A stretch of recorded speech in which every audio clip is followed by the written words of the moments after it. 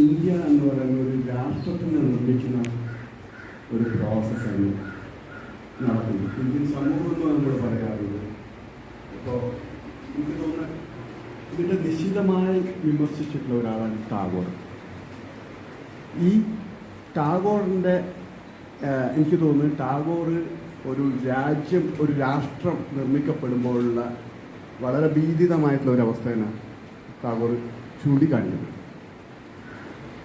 മാഷ് ഇന്ത്യൻ ഫിലോസഫീൻ്റെ പല കാര്യങ്ങളും പറയുമ്പോൾ യഥാർത്ഥത്തിൽ ഫിലോസഫി തന്നെ ഒരു ഐഡിയോളജി ആക്കി മാറ്റപ്പെടുന്ന ഒരു പ്രോസസ്സാണ് ഇപ്പോൾ നടക്കുന്നത്. അതായത് ഫിലോസഫിയിലുള്ള ചില ഭാഗങ്ങളെ കൃത്യമായി വീണ്ടെടുക്കുകയും അതിനെ ഉപയോഗിക്കുകയും ചെയ്യുന്നു പ്രോസസ്. ഞാനിത് എനിക്കറിയില്ല ഇതെങ്ങനെയാണ് ചോദ്യമാവുകയാണ്. പക്ഷേ വേറൊരു കാര്യം കൂടി എനിക്ക് തോന്നിയിട്ടുള്ള ഒരു കാര്യം, അംബേദ്കർ ആയാലും ഗാന്ധി ആയാലൊക്കെ ഈ മതത്തിൻ്റെ ഉള്ളിൽ നിൽക്കാനുള്ള ഒരു ത്വര കാണിക്കുന്നു. അതേ സമയത്ത് മഹാഭാരതത്തിൽ നമ്മൾ അവസാനം കാണുന്ന ചാർവാകൻ വന്നിട്ട് യുധിഷ്ഠിരനോട് ചോദിക്കുന്ന ഒരു ചോദ്യമാണ്, നിങ്ങൾ ഈ യുദ്ധം മുഴുവൻ ചെയ്തിട്ട് എന്താണ് നിങ്ങൾ നേടി? നിങ്ങൾ സഹോദരൻ പരസ്പരം കൊന്നു തീർക്കുന്നതിന് ശേഷം ആ ചാർവാകനെ ചെയ്യുന്ന ഒരു പരിപാടിയില്ല. അദ്ദേഹത്തിൻ്റെ നാവ് കട്ട് ചെയ്യുകയും ആ അഗ്നി ചതയിലേക്ക് അദ്ദേഹത്തിന് എടുത്തെറിയുകയും ചെയ്യുന്നു. എൻ്റെ ചോദ്യം, ഈ തരത്തിൽ യുക്തിബോധത്തിനെയും യുക്തിചിന്തയെയും എപ്പോഴും മതവും ഈ രീതിയിൽ തന്നെയാണ് കൈകാര്യം ചെയ്തിട്ടുള്ളത്. അപ്പോൾ ഈ പ്രശ്നം നമ്മൾ ഒരിക്കലും ഇന്ത്യൻ നാഷണൽ മൂവ്മെൻറ്റിൻ്റെ ഭാഗമായിട്ട് ഒരിക്കലും സീരിയസ് ആയി കണ്ടിട്ടുണ്ടോ, അല്ലെങ്കിൽ ഇന്നുള്ള ആർക്കെങ്കിലും കാണാൻ പറ്റുന്നുണ്ടോ? നമ്മൾ ഇപ്പോൾ എൻ്റെ വ്യക്തിപരമായ അനുഭവം പറയാം. ഇപ്പോൾ നമ്മൾ മരണം, കല്യാണം, എല്ലാ ചടങ്ങുകളും അതൊക്കെ നമ്മൾ മത ചടങ്ങുകളാണ്. ഇതിനെ ഒന്നും ഒരിക്കലും ചോദ്യം ചെയ്യാനോ അത്തരത്തിൽ അതിനെ നിഷേധിക്കാനോ നമുക്ക് പറ്റുന്നില്ല. നമ്മൾ എന്നിട്ട് RSSൻ്റെ ഐഡിയോളജിനെ പറ്റി സംസാരിക്കും. ഇതിലൂടെ തന്നെയാണ് RSSൻ്റെ ഐഡിയോളജി കടന്നു വരുന്നത്, ഹിന്ദുത്വത്തിൻ്റെ ഐഡിയോളജി കടന്നു വരുന്നത്. ഇതാണ് ഒരു രാഷ്ട്രത്തിന് നിർമ്മിക്കുന്ന പ്രക്രിയയായിട്ട് മാറ്റപ്പെടുകയും ചെയ്യുന്നത്. ഞങ്ങൾ ഇന്നലെ ചർച്ച ചെയ്ത ഒരു പ്രശ്നം തന്നെയാണ് ദിനേശനുമായിട്ട് ഇന്നലെ വൈകുന്നേരം.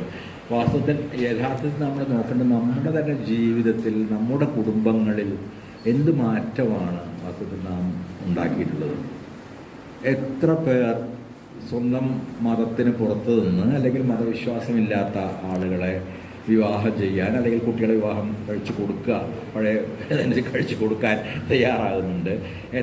എത്ര ആളുകൾ ജാതിയെയും മതത്തെയും ഒക്കെ അവഗണിച്ചുകൊണ്ട് കുടുംബങ്ങൾ സൃഷ്ടിക്കാൻ തയ്യാറാവുന്നുണ്ട്. ഈ ചോദ്യങ്ങളുടെ ഉത്തരത്തിലാണ് പലപ്പോഴും നമ്മുടെ നവോത്ഥാനത്തിൻ്റെ ഭീകരങ്ങളായ പരിമിതികൾ നമുക്ക് ബോധ്യം വരുന്നത്. കാരണം ആ കാലം തീർച്ചയായിട്ടും സമുദായ പരിഷ്കരണം ആവശ്യപ്പെടുന്ന ഒരു കാലമായിരുന്നു. സമുദായങ്ങൾക്കകത്ത് മാറ്റങ്ങൾ ആവശ്യമായിരുന്നു, അതിനെ ഒരിക്കലും തള്ളി പറയുകയില്ല. പക്ഷെ പിന്നീട് അതേ രീതികൾ തന്നെ ഓരോ സമുദായത്തിൻ്റെയും കൺസോളിഡേഷന് വേണ്ടി ഉപയോഗിക്കപ്പെടുകയും അതെല്ലാം തന്നെ കമ്മ്യൂണിറ്റി ഓർഗനൈസേഷൻസ് എന്നുള്ള നിലയിൽ നിന്ന് കാസ്റ്റ് ഓർഗനൈസേഷൻസ് ആയിട്ട് മാറുകയും ചെയ്തു. എന്നിട്ട് ആ മതസംഘടനകൾ രാഷ്ട്രീയ സംഘടനകളാവുകയോ നിലനിൽക്കുന്ന രാഷ്ട്രീയവുമായും പല രീതിയിലുള്ള വിലപേശലുകൾ നടത്തുകയോ ഒത്തുതീർപ്പുകൾ നടത്തുകയോ ഒക്കെ ചെയ്തതിൻ്റെ ഒരു ചരിത്രം നമുക്കുണ്ട്. അപ്പോൾ ഇതിലടങ്ങിയ യഥാർത്ഥ ചോദ്യം, നമ്മൾ എവിടെ നിന്നാണ് മാറ്റം ആരംഭിക്കേണ്ടത് എന്നുള്ള ചോദ്യം തന്നെയാണ്. ഇപ്പോൾ യുക്തിവാദവും മതവും തമ്മിലുള്ളൊരു മൂന്നാം ലോക മഹായുദ്ധം ഞാൻ മുന്നിൽ കാണുന്നില്ല വാസ്തവത്തിൽ. എന്ന് മാത്രമല്ല നമ്മൾ പ്രായോഗികമായി ആലോചിക്കുകയാണെങ്കിൽ ഇന്ത്യയിലെ ജനങ്ങളോട് ഞാൻ പലപ്പോഴും വിചാരിക്കുന്നത് ഗാന്ധിക്ക് പോലും ഈ മതത്തിൻ്റെ ഭാഷയൊക്കെ ഉപയോഗിക്കേണ്ടി വന്നത്, അല്ലെങ്കിൽ ഗുരുവിന് മതത്തിൻ്റെ ഭാഷ ഉപയോഗിക്കേണ്ടി വന്നത് ഈ ഇന്ത്യയിലത്തെ ഈ ജനത ഇങ്ങനെ മതവിശ്വാസികളായി നിൽക്കുന്നതുകൊണ്ടാണ്. അവരോട് സംസാരിക്കാവുന്നൊരു ഭാഷ വേണം. യുക്തിവാദത്തിൻ്റെയോ നിരീശ്വരവാദത്തിൻ്റെയോ ഭാഷയിൽ എനിക്ക് ഇന്ത്യയിലൊരു മഹാഭൂരിപക്ഷത്തോട് സംസാരിക്കാൻ കഴിയുമെന്ന് തോന്നുന്നില്ല. അതുകൊണ്ട് എന്താണ് ഇവയ്ക്കകത്ത് തന്നെയുള്ള പ്രതിപാരമ്പര്യങ്ങൾ അല്ലെങ്കിൽ ബദൽ പാരമ്പര്യങ്ങൾ, കൗണ്ടർ ട്രഡീഷൻസ് എന്ന് കണ്ടുപിടിക്കാനും ആ പാരമ്പര്യങ്ങളുടെ ഊർജം കൂടി നമ്മുടെ വാദങ്ങളുടെയും നമ്മുടെ വീക്ഷണങ്ങളുടെയും ഒരു മൂലകമാക്കി മാറ്റാനുമുള്ള ശ്രമം അത് കൂടി നടത്തേണ്ടതുണ്ട് എന്നുള്ള പക്ഷം തന്നെയാണ് എനിക്ക് ഉള്ളത്. ഒരു വ്യക്തിപരമായി ഞാൻ ക്ഷേത്രങ്ങളിൽ പോകുന്ന ആളല്ല, ഈശ്വരനിൽ വിശ്വസിക്കുന്ന ആളല്ല. പക്ഷെ അതേസമയം ഒരു മതവിശ്വാസിയായിട്ട് എനിക്ക് സംസാരിക്കാൻ കഴിയുന്നില്ലെങ്കിൽ അത് അയാളുടെ മാത്രം അല്ലെങ്കിൽ അവളുടെ മാത്രം തകരാറാണെന്ന് ഞാൻ വിചാരിക്കുന്നില്ല. എൻ്റെയും എന്തോ തകരാറ് അതിലുണ്ട്. അപ്പോൾ അതുകൊണ്ട് എനിക്ക് സംസാരിക്കാൻ കഴിയുന്ന ഒരു ഭാഷ വേണം. ഈ ഭാഷ അന്വേഷിച്ചാണ് ഞാൻ ഉപനിഷത്തുകളിലോ വേദങ്ങളിലോ അല്ലെങ്കിൽ ഈ ഭക്തി പാരമ്പര്യത്തിലോ ഇതിലൊക്കെ അലഞ്ഞു തിരിയുകയും അതിൽ നിന്ന് കൊള്ളാവുന്ന ചില പാഠങ്ങൾ അല്ലെങ്കിൽ ഞാൻ പറഞ്ഞ പോലുള്ള ഒരു പ്രത്യാത്മീയതയുടെ ഒരു കൗണ്ടർ സ്പിരിച്വാലിറ്റിയുടേതായ പാഠങ്ങൾ പഠിക്കുകയും ചെയ്യുന്നത്. നമുക്കറിയാം വിമോചന ദൈവശാസ്ത്രം പോലുള്ള കാര്യങ്ങൾ യുക്തിവാദത്തെക്കാളേറെ പ്രയോജനം ചെയ്തിട്ടുണ്ട് സമൂഹത്തിനെ എന്ന്. ഇത് നമുക്ക് വാക്കുകൊണ്ട് നിഷേധിക്കാം, പക്ഷേ നിഷേധിച്ചിട്ട് കാര്യമില്ല.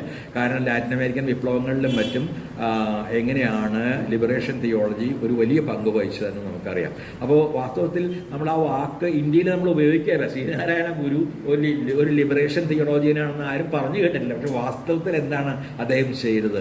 അദ്ദേഹം സൃഷ്ടിച്ചത് ഒരു വിമോചനത്തിൻ്റെതായ ദൈവശാസ്ത്രമായിരുന്നു, അല്ലെങ്കിൽ വിമോചനത്തിൻ്റെതായ ഒരു മതമായിരുന്നു. ഭക്തി സൂഫി കവികൾ ചെയ്തതും ഈ തരത്തിൽ നിലനിൽക്കുന്ന മതത്തിൻ്റെ അന്ധമായ കെട്ടുപാടുകളിൽ നിന്നും മുക്തമായ രീതിയിലുള്ള ഒരു ജനകീയ ബദൽ മതസങ്കല്പം രൂപീകരിക്കാൻ കഴിയുമോ എന്നതായിരുന്നു. അപ്പോൾ അതിൻ്റെ ഒരു നീണ്ട ട്രഡീഷൻ നമുക്കുണ്ട്. ആ ട്രഡീഷൻ കൂടി ഉപയോഗിക്കാതെ നമുക്ക് പൊതുവായ ഒരു ഭാഷ, ഈ വിശ്വാസികളായ മനുഷ്യരോട് സംസാരിക്കാൻ കഴിയുന്ന ഒരു ഭാഷ രൂപീകരിക്കാൻ കഴിയും എന്ന് എനിക്ക് തോന്നുന്നത്. നമ്മളെ പ്രായോഗികമായി കൂടി ചിന്തിച്ചിട്ടാണ് പറയുന്നത്.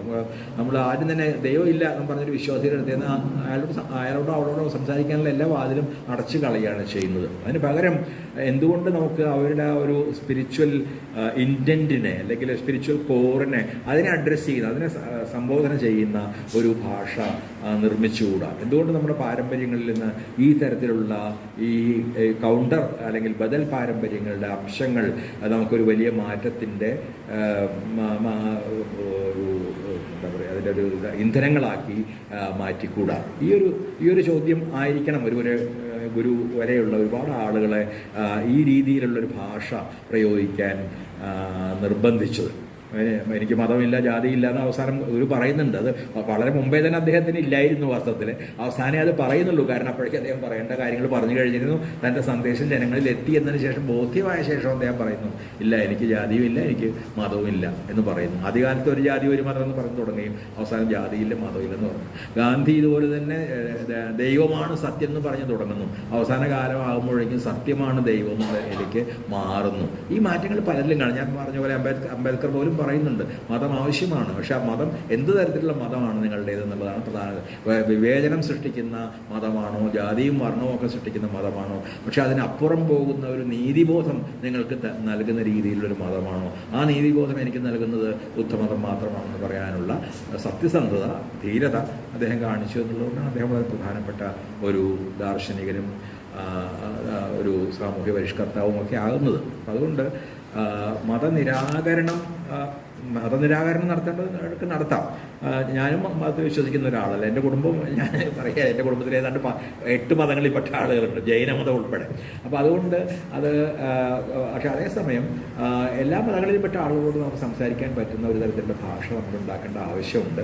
അല്ലെങ്കിൽ നമ്മളുടെ ആത്മവാചകത്തോടു കൂടി സംസാരം അവസാനിക്കും എന്നുള്ളതാണ് പ്രശ്നം. ഞാൻ യുക്തിവാദിയാണ്.